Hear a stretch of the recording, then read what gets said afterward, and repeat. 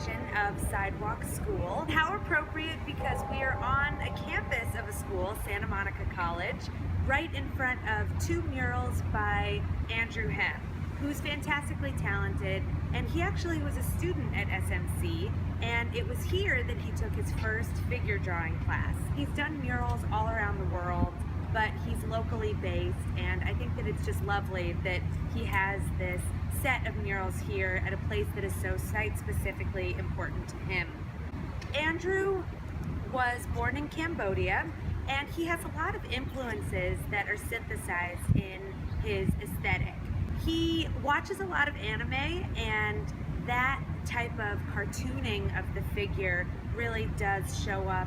Something that I really connect to in his work is the illustrative quality of his design. And we see that in this one too. There's something very knowable about his figures. We recognize instantly what we're looking at. There's one female figure on the right, one male figure on the left, but there's also something kind of surreal and ultimately unknowable about them. And I see that as coming from his roots and his interest in illustration and anime, respectively. So for this particular wall, he talked to his mentor at SMC. He studied with a few of the professors here, and one of them said, "I will give you any wall on this campus that you want." And Andrew was so inspired by the verticality and the majesty of these two walls.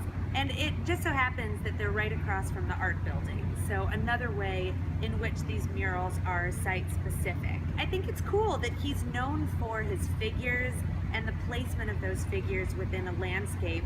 But here he tailors something that he has become iconic for, but tailors it to the community of Santa Monica College.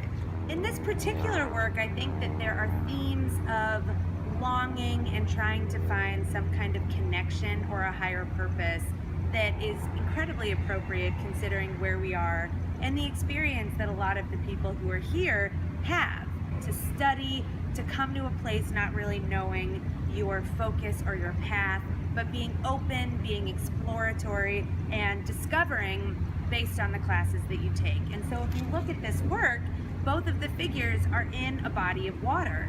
There is an association with water, something elemental about it that catches us off guard and destabilizes us.